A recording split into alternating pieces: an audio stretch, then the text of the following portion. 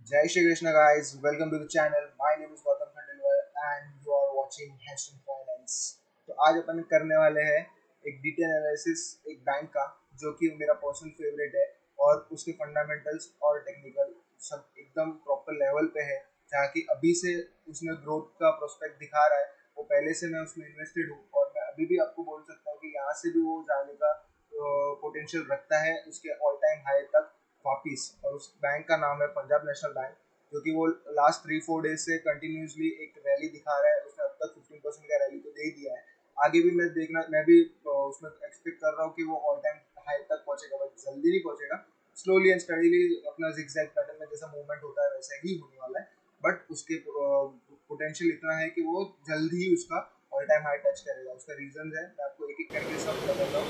अच्छा। उसको स्टार्ट करते हैं अपन बुक वैल्यू से। ये आपको ठीक है। सामने दिख के आ रहा है 93.4 का बुक वैल्यू है। Book value in simple terms is कि जो भी वैल्यू अपने बुक में रजिस्टर्ड रहते हैं, जैसे कि आप कोई कार लेने जा रहे हो और उसको घर पे लेके आ रहे हो, 10 लाख की गाड़ी है, घर आने के बाद या 1 साल बाद उसका डेप्रिसिएशन लगता है 10% फॉर एग्जाम्पल, तो वो उसका बुक वैल्यू क्या हो जाएगा, 9 लाख का आ जाएगा। तो वही 9 लाख का वैल्यू बुक में दिखता है।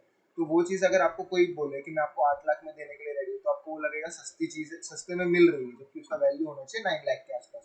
तो यही चीज़ यहाँ पे भी हो रही है बुक वैल्यू का, कि इसमें 93.4 दिखा रहा है। इसका कैलकुलेशन का तरीका ऐसा है कि total assets minus total liabilities करेंगे तो उसका वैल्यू निकल के आता है 93.4, जिसको डिवाइड करेंगे अपन नंबर ऑफ शेयर से। तो मैं आपको एक इधर से दिखा देता हूँ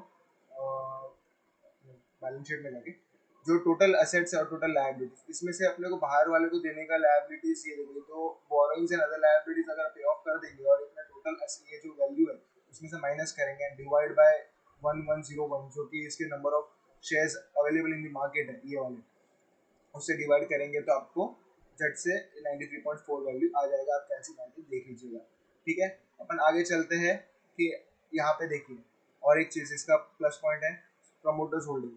कोई कंपनी अगर डूबने वाली रहेगी तो प्रमोटर्स अपने अपने पास इतने परसेंटेज शेयर्स नहीं रखेगा। जो बड़ी बड़ी स्मार्ट मनी है वो अपने पैसे विड्रॉ करना चालू कर देते हैं। मैं आपको धीरे धीरे आगे बताता हूँ, जैसे डायरेक्ट लेके जाता हूँ इन्वेस्टर्स पे। ये देखिए प्रमोटर्स, प्रमोटर्स के होल्डिंग चेंज ही नहीं हुई आफ्टर ये जो हिट लगा था, उसके बाद भी कोई चेंजेस नहीं आया है, वही कांस्टेंट है। डीआई है तो कंटिन्यूसली उसका शेयर्स इंक्रीज करे जा रहा है। कभी भी स्मार्ट मनी देखना कि अगर कोई कंपनी डूबने वाली कंपनी रहेगी या ऐसी कोई कंपनी रहेगी, उसमें कभी भी पैसा रोक के नहीं रखेगी या अपना शेयर्स नहीं बढ़ाएगी। अगर आपको लगता है कि अगर वैसी कंपनी देखनी है तो एक सिंपल तरीका है, पब्लिक को देखो। अगर रिटेल पब्लिक के पास 30% से ज़्यादा अगर परसेंटेज का शेयर्स है तो चुपचाप कट लो, नहीं काम की वो कंपनी। ठीक है, नेक्स्ट पॉइंट पे आते हैं अपना क्वार्टरली रिजल्ट्स। ठीक है, क्वार्टरली रिजल्ट्स भी उसके अच्छे आ रहे हैं कंपनी का। देखिए रेवेन्यू धीरे धीरे धीरे इंक्रीज हो रहा है। ठीक है, नेट प्रॉफिट भी धीरे धीरे इंक्रीज हुआ है।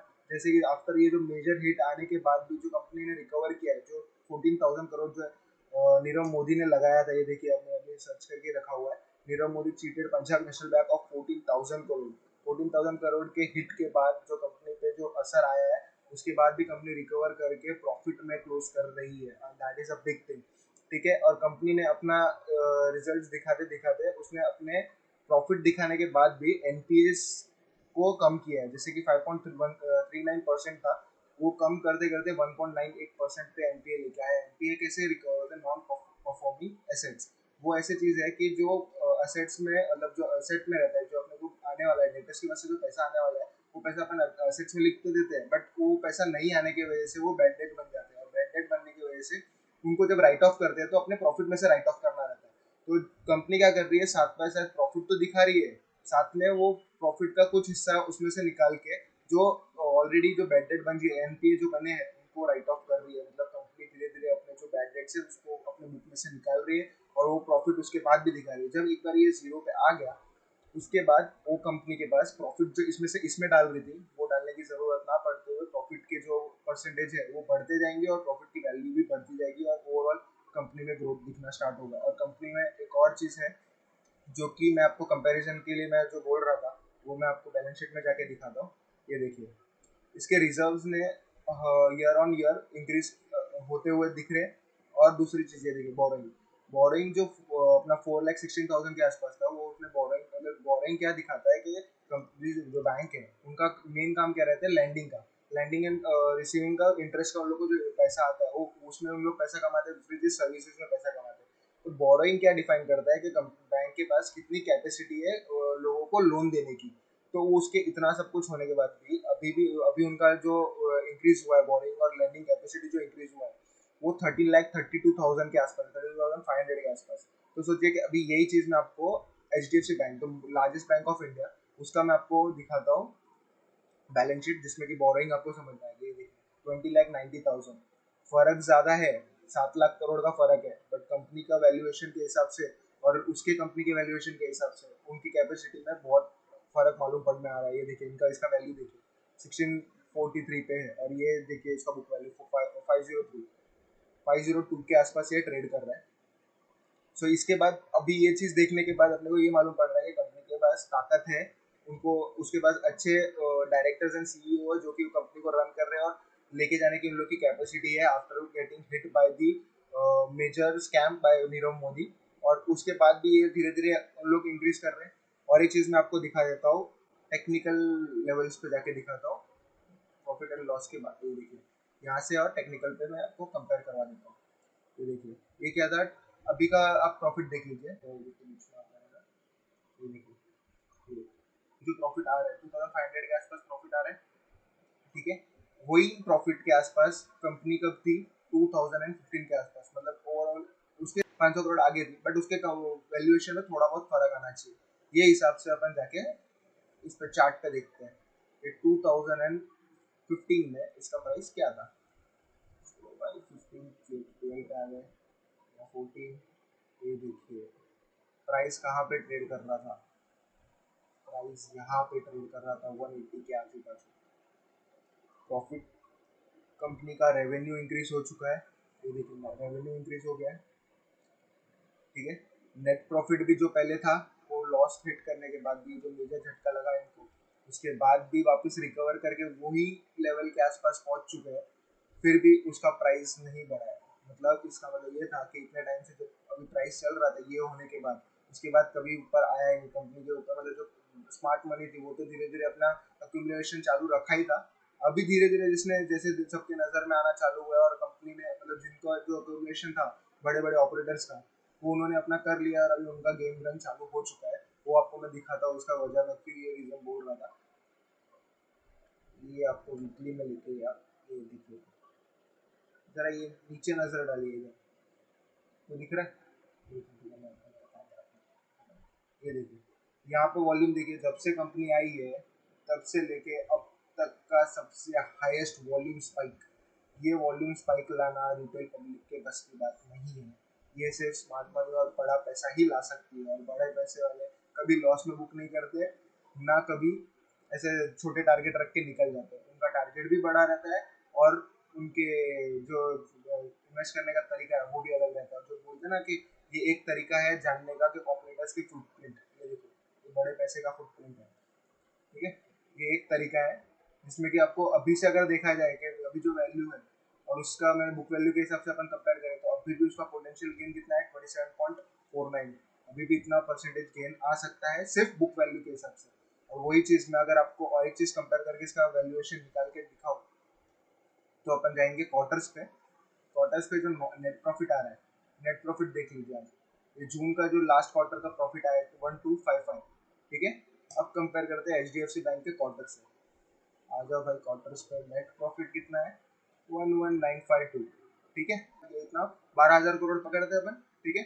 12,000 करोड़ का इसका करंट प्राइस कितना है 1642। चलो कैलकुलेट करके देखते हैं कि इसका वैल्यूएशन कितना आना चाहिए प्रॉफिट के हिसाब से। कंपैरिजन तो ऐसा डायरेक्टली ऐसा पॉसिबल नहीं है, बट एक अपने को ओवरऑल जिस्ट मिल जाएगा। जैसे कि अगर 1200 का, अभी 1200 का प्रॉफिट वहाँ पे हो रहा है 1250 का, उसमें उनका प्राइस है 74, और इसका 1600 का प्राइस के हिसाब से इन लोगों को 12,000 करोड़ का प्रॉफिट हो रहा है। तो वैल्यूएशन कितना आना चाहिए, ये देखिए 16666। अभी भी अपना प्राइस डबल मतलब होने का चांसेस है यहाँ से एक साल के अंदर अंदर। मेरा तो वो है कि 6 मंथ्स के अंदर ये डबल हो ही जाएगा। 166 का भाव तो दिखाई देगा मेरे अंदाजे से। बट स्टिल अगर एनपीए को देखूँ और गवर्नमेंट बैंक से ही कंपेयर करूँ, तो इसका एनपीए अभी जितना है 1.98, वो उधर से जीरो के आसपास 0.5 के आसपास आने के लिए उसको टाइम लगेगा 6 क्वार्टर्स, क्योंकि मैंने जैसे कंपेयर किया था, मैं आपको दिखा देता हूँ। बैंक ऑफ बड़ौदा का क्वार्टरली रिजल्ट है जिसमें कि एनपीए, अभी जो अपना एनपीए है वो है इसके आगे वाले। तो इसके बाद कितने क्वार्टर से, 1 2 3 4 5, 5 क्वार्टर के बाद ये इसके आसपास आ गया था। तो मतलब मोस्ट, मतलब अप्रोक्स देख सकते हैं कि 5 से 6 क्वार्टर लगेंगे उसको, उसका एनपीए को 0.5 के आसपास लाने की, क्योंकि उस टाइम तक देखो इनका भी वर्किंग, वो इसका भी 4,000 करोड़ हो गया है, जबकि ये जब इधर था उनका भी प्रॉफिट समवॉट अराउंड इतना ही था। तो ओवरऑल देखा जाए तो उनको 6 क्वार्टर और लगेंगे, उनका प्रॉफिट भी डबल हो जाएगा, प्रॉफिट डबल से ऊपर हो जाएगा, प्लस इनका एनपीए भी कम हो जाएगा। तो कंपनी फुल फॉर्म में, फुल स्ट्रॉन्ग फंडामेंटल्स के साथ अपने को अभी फिलहाल एकदम बोलते हैं ना, कम प्राइस में, कम प्राइस क्या, अंडर वैल्यूएशन में ही मिल रही है। तो इसको ही बोलते हैं पेनी स्टॉक, जो कि अपना ढूंढते रहते हैं। ये आपके एक सामने एक उसका एग्जांपल है, ठीक है। मैं आपको एक एकदम फटाक से उसका ओवरऑल कवर करवा देता हूँ, लास्ट में इसका टारगेट भी दे देता हूँ कि क्या क्या शॉर्ट टर्म टारगेट है, लॉन्ग टर्म टारगेट है, ठीक है। पहली चीज अपन ने देखी बुक वैल्यू, बुक वैल्यू उसका 93 है, ठीक है। वो एक अपना प्लस पॉइंट था, तो इधर अपडेट होता रह रहा है, ठीक है। दूसरी चीज अपन ने देखी एनपीए, एनपीए धीरे धीरे कम होते जा रहे हैं। थर्ड चीज देखिए अपने रिजर्व्स एंड बोरिंग, इन लोग की कैपेसिटी जो बिजनेस करने की है वो उनके पास है और अच्छे हाथों में है, और प्रोमोटर्स के पास भी अच्छा खासा शेयर है। Quarterly result year and year after getting hit, उसमें भी इंप्रूवमेंट दिखा रहा है, और लास्ट 2 क्वार्टर्स भी अच्छे आ रहे हैं। और उसके हिसाब से अपन ने प्राइसिंग भी देख ली कि 166 के आसपास, जो अगर कंपैरिजन में देखा जाए तो हो जाएगा। और बैंक ऑफ बड़ौदा से जब कंपेयर किया तो उसके हिसाब से भी अपने को 6 क्वार्टर्स लगेंगे एनपीए को पूरा कट शॉर्ट करने के लिए, ठीक है। And last thing is target, upon target निकाल के देख लेते हैं कौन से 3 टारगेट मेरे हिसाब से निकल के आ रहे हैं। पहली चीज तो अपना बुक वैल्यू आ रहा है, ठीक है। दूसरी चीज अपन देखेंगे तो जो 166 अपन ने जो निकाला वो इसके आसपास ही आ रहा है, तो ये इसका इधर रेजिस्टेंस भी है। वो हिसाब से देखा जाए तो इधर एक दूसरा टारगेट ये निकल के आता है, और मेरा तीसरा टारगेट है इसका ऑल टाइम हाई। तो वीकली बेसिस का चार्ट है, डेली बेसिस पे कर लेंगे तो आपको ये दिख के आएगा, ठीक है। मोस्टली ये यहाँ पे कंसोलिडेट करके फिर से लेना चालू किया था। मेरा ये है कि 180 के आसपास दूसरा टारगेट है, ये पहला टारगेट है। और एक शॉर्ट टर्म टारगेट रखने का तो कोई जगह तो नहीं लग रहा है, बट स्टिल हाँ ये अपन टारगेट रख के चल सकते हैं। और जैसे अपना अगर 1 साल के अंदर पैसा डबल है, बुक द प्रॉफिट, एंड क्योंकि 1 साल में अगर पैसा डबल हो रहा है तो उसके बाद चांसेस ज़्यादा होती है कि कोई भी कंपनी कंसोलिडेशन पीरियड में चली जाती है। तो बुक करके अपने को क्या करना है, पैसा बना दूसरे कंपनी में इन्वेस्ट करो, निकल जाओ, ट्रेडिंग स्टाइल यूज करना है।